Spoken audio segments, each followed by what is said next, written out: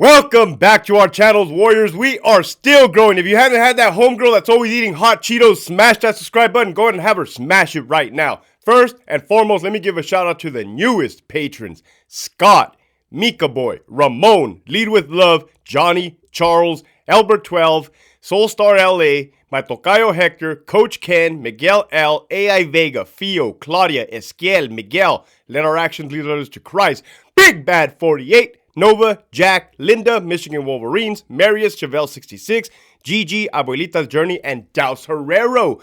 As you can see, the list is growing and growing. If you have not already signed up for that Patreon, make sure you hit that link in the description below. You do not want to miss out. This episode right here, man. Wow.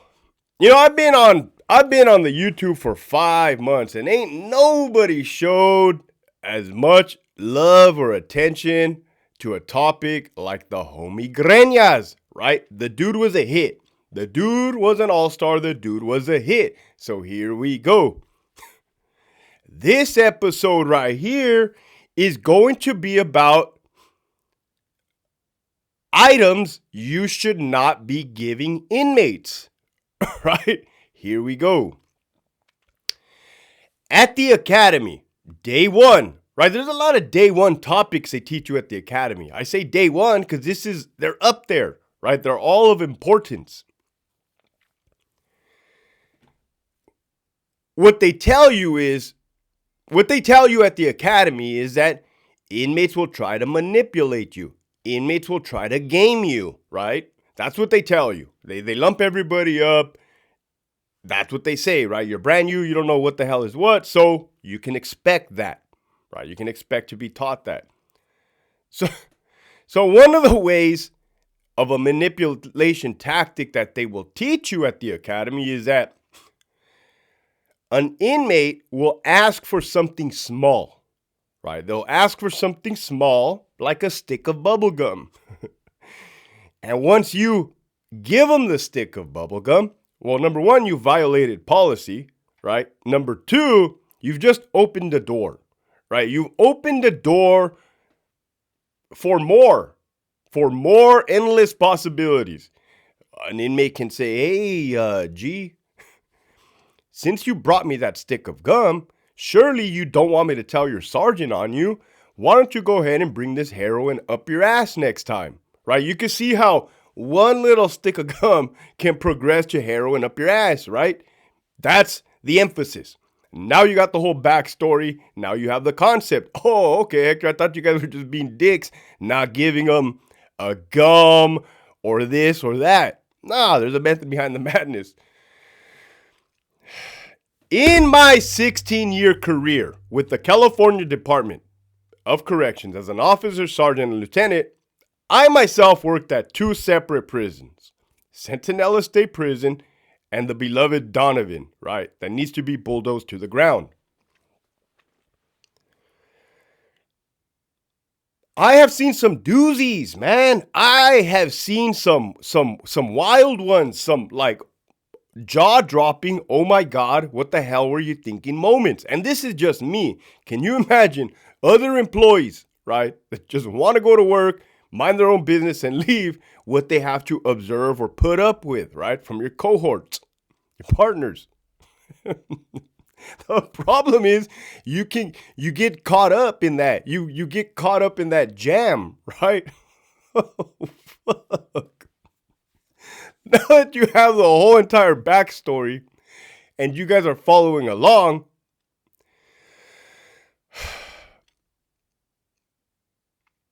Centinela State Prison, back in the day, right? I'm going to start telling back in the day stories. I don't care anymore. C6, right? You had ADSEG, which was A5, which was your regular 270 design building, but it was transformed into an ADSEG, right? And that was on A Yard. It was the 5th building on A Yard. Well, you also had C6. C6 was its own standalone ASU in the back of Charlie Yard. You have Charlie Yard right here, level 4 GP killers. In the back behind the Vogue wall, you have C6, right? That's where people get in trouble and they go to the back, right? That's referred to as the back. Well, Centinela State Prison was a pilot program for a thing called the pipe, Guard 1. In essence, it was something that looked like this. Well, and it was a blue, like, you see them at the malls, right? The security thingies. And you touch it, it goes beep on the little round cylinder metal thing. Beep. Well, the whole purpose of that was to ensure that the correctional staff members were actually going around and checking to see that the inmates were alive, not killing each other, not hanging, right? Not overdosed on the floor. To preservation of life, right? As a security check. Well, one particular day, the control booth officer keeps hearing the beep in the pod, but when the control booth officer would look out the window, they wouldn't see nobody, right? There's a person up there scratching their head, like, what the hell? Like, am I hearing things? What the? Man, I kid you not. It didn't take long before they saw a little hand come out of the food port, right? The food port where they have their food trays come in the cell, right? Because they can't be going outside to a chow hall. A little hand come out, go around and hit that little metal thing by themselves. Beep, just checking themselves. So in essence, what you had was the floor correctional officer gave the inmate the pipe, right? To check himself, right? To make sure that they're alive, to make sure they're not stabbing anybody, to make sure they're not overdosed and dead, right? But you see how you can't be doing that, right? You see how you cannot or should not be doing that, right? That is the pipe, right? Fast forward to Donovan State Prison, right? Where my whole world got turned upside down. Didn't want to be a part of the Department of Corrections anymore, right? I got exposed to the unethicalness at the top, the corruption. A yard, Alpha yard. Mind you, as a CO or a peace officer or a staff member, all you start hearing is these stories like, hey, did you hear what happened? No, what happened now? Like, nothing surprises you. Nothing surprises you because it's just never ending. When you think you've heard the worst, the wobbler, somebody will go outdo them. It's never ending. That's one of the funny things about the department. I used to tell them, hey, the good thing about working at Donovan is that if you screw up, fucking 2 days later, somebody's going to mess up worse than you. You're going to be forgotten, right? And that's the truth. I used to say it all the time. It's the truth, right? You got people shooting M4s on top of buildings at the hospital. You just got some weird stuff that happens at Donovan, right? So, hey, did you hear what happened to so-and-so? It's like, nah, what happened? What happened to the sergeant? Oh, he got fired. Oh, well, what did he get fired for? Right? Because, like I said, they be firing people for no reason. Well, this is what you had. You had a CO around Christmas time that brought a bag full of candy canes, right? Candy canes. And started walking around and giving them out to inmates, right? I already be telling you why that's not a good idea, why that violates policy, and why it just should not be happening, right? You guys have gathered this, right? If you guys work in a prison, you guys be knowing, like, are you kidding me? No, I'm not kidding you. Dude goes around giving away candy canes, right? It's never the guy that's doing this type of shit that gets fired. It's always somebody else, man. I kid you not. Every story, is it the person doing the dumb shit that gets fired? No, it's always either some poor bastard bystander, right? So there they are, right? The inmates on AR just loving eating those fucking, right?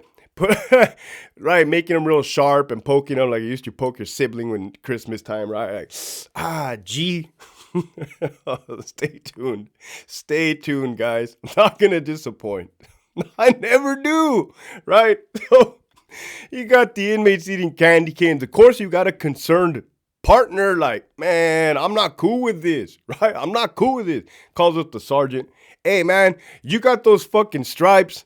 It's your job. It ain't my fucking job to be checking my partners. Come over here and tell these motherfuckers to stop doing this, right?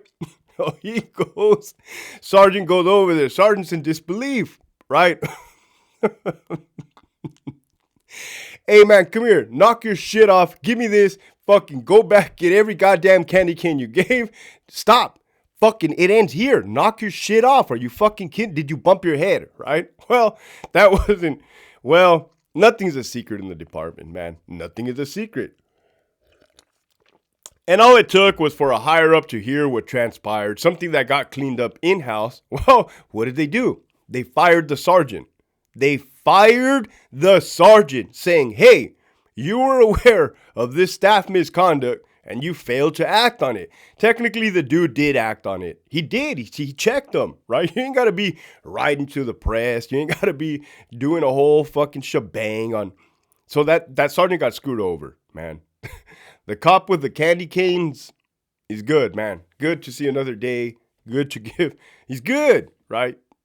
He's good.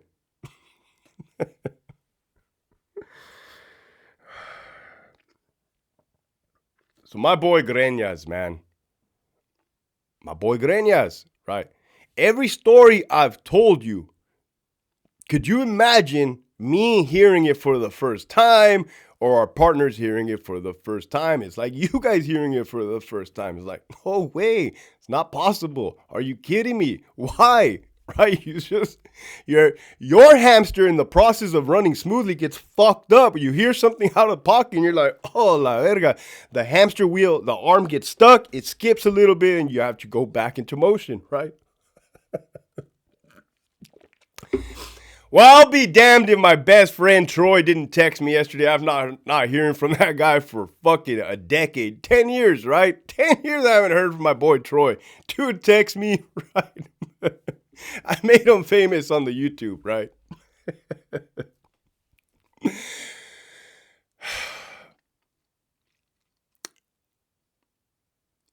One day, right, this is early on. You have to understand that shit is just unraveling, so you don't be knowing quite yet. One day, Greñas is at the homie Troy's house, in his garage, working out. It is hot outside. Anyone know the Imperial Valley gets 115, 120 degrees in the summer, all year round, right? In the summer. All day long, I mean. While they're working out in the garage, it's hot as fuck. The homie Greñas is like, hey, G, it's getting kind of hot in here, G. You should take off your shirt, G. My boy Troy is like, nah, man, don't start with your shit right now. I'm over here trying to get a good pump, man. Oh, fuck. Hey, G, you should take off your shirt, G. The dude calls me, right, telling me I'm never inviting this guy over again to work out. Not going to happen. Dude was really forcing me to take off my shirt. I didn't want to take off my shirt. Yeah, it was hot, but I was cool with it on, right? There's that.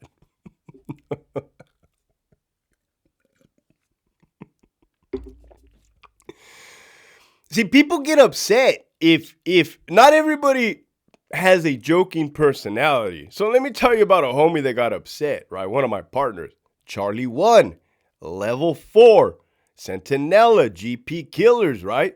Charlie 1. The homie Greñas is working with this partner. This dude is a big Mexican, probably like 6'1", 6'2", 250 pounds. The homie is Calias, right? Dude's a big Mexican. Well, back in the day, we used to wear these jumpsuits, right? The green jumpsuits, comfortable, pajamas. You can fucking zip it down, take a dump, right? You can even go pee. The zipper goes two ways. It goes up way, it goes this way, right? Well, when you sit down, sometimes it bunches up, right? It bunches up around the crotch area. Around the glutes area, right? It's just be bunching up. So one day, my partner comes outside of the housing unit, all highly upset, right? Highly upset, doesn't want to go back in, didn't appreciate it. So we're like, what happened? Fuck, lay it on us. Oh, man, I kid you not. The homie Greñas is sitting next to the partner at the podium, right? Just staring. just staring at what I just told you, how it all bunches up. You have a lot of excess. you it doesn't hide much, right? You have a lot going on right there. Well, that guy did, G. Ogreñas looks at him and says, "Hey, G, with all due respect, is that all you, G?"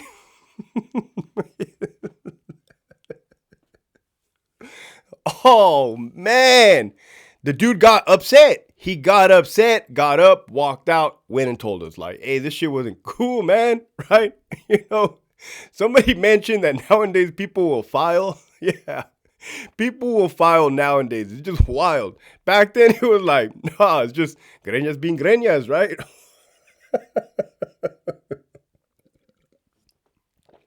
So, Hector, on the first video, man, you hinted, you dropped a little slight of a gem about a mazapan story. Please, my boy, tell us about the mazapan story.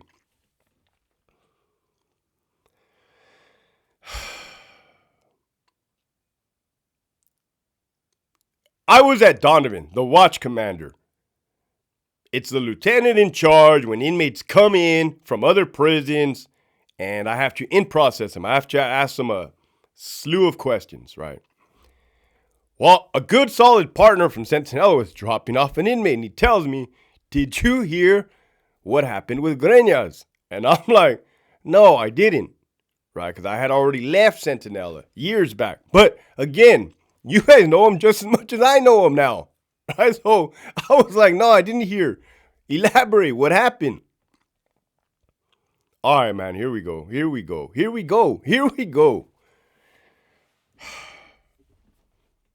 This whole topic is on what not to give inmates. That's the whole entire topic, right?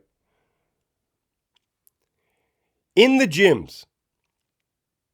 Well, in the past, the gyms used to house inmates. I used to work there. It was my first job. Bunk beds in the gymnasiums, right? You got basketball courts, I think. Well, those went away. The gyms and the bunk beds on the day room went away. That's a thing of the past. Now the gyms, they're actually used for gymnasium purposes. But they still have a gunner up there. The gunner is in a catwalk. The catwalk has like steel meshing wiring where you can see out, right? For 16 hours, you're looking out after they hurt your eyes, you get a headache. Well, there's slots in the catwalk for you to be able to stick the 40 millimeter or the Mini 14 out in case of a riot, a staff assault, a murder, and be able to shoot, right? Well, what you also have up there is a bucket attached to a rope, right? So imagine my cup right here with the rope, and that is so you can lower the bucket down, and your partners on the floor can pass things up to you, and you can pass things down, right? That's a way to get an item from the top to the bottom or the bottom to the top. You pull up the rope with your hand, and you lower the rope with your hand, right? And there goes the bucket. Well, I'll be damned if the homie wasn't working up there in the gun post, right? And I'll be damned if you did not have an inmate. This isn't your average inmate. You guys have to understand the totality of the circumstances. When I talk about different levels, right? There's different levels, right? You have your little minions and pawns down here doing the Lord's work, right? Soldiers, 2-on-1 pegadas, doing stuff like this. And then you have ones at the highest of the highest of the highest of the highest caliber, right? We've kind of skimmed over the top of those, right? Well, this guy was a somebody. This guy was definitely a somebody. I'll tell you that much right now.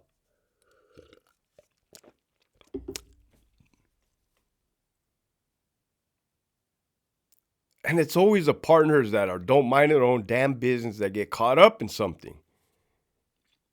So they see the bucket being lowered by the homie, right? They see that inmate reach his hand into the bucket, get whatever items he got, and in a hurry put it in his pocket, right? one of the partners, just seeing how weird that whole thing looks, goes over there and gaffles them up, right? Cops and robbers, cat and mouse game. I told you, at the end of the day, we're still peace officers. We still wear green. We have a badge. We got to uphold the law, yada, yada, yada, the whole nine, right? Say, come here, bad guy, come here, right? Put your hands behind your back and put you in handcuffs for my safety and your safety. What the hell is in your pocket? Dude pulls it out. It was a mazapan, right? Google it. Mazapan. Mazapan. Mazapan. Mazapan. The shit you get at quinceañeras, the shit you get at parties, Mexican parties, right? You hit the piñata. Sometimes the mazapan will fall out. They're very good too. But the whole point is that should not have happened, right? Let this be a learning a learning lesson, right? The message for today, right? The message for today, right? If you want to survive anything, right? You could probably be, I don't know, man. Well, let's say you work at a car dealership, right? And your coworker's always taking cars out for a joyride when he shouldn't be spinning, he's drinking 40s. And sometimes it's better to just mind your own damn business, stay in your lane, right? But if you do happen to see something, what are you going to do? Well, you have to do what you got to do, because now look what just happened. People got put in bad places. I told you about the sergeant that got fired at Donovan over a candy cane. Things maybe used to be one way before, like slap on the hand. Hey, don't do that shit again. Did you bump your fucking head? But the way of the world has changed drastically, man. And as much as I'm trying to reel it back, there's only one of me, right? There's 15,600 of you guys. 600. We just hit the 15K a couple days ago, right? That's the message for today, man. It's always do the right thing. Integrity. Do the right thing when nobody's looking. It's a good one. Integrity. Do the right thing when nobody's looking so you don't get nobody caught up in a wreck. Keep pushing forward.